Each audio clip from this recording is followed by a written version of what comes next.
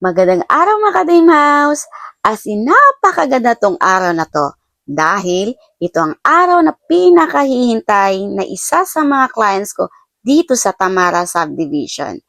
Dahil itong araw na to ay araw ng turnover na kanilang na-reserve na unit.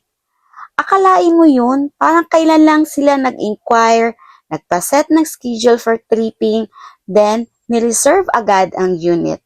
And today, hawak na nila ang susi. Kaya congratulations sa inyo, lalo na kay Ma'am Rain sa binigay niyo pong tiwala sa amin.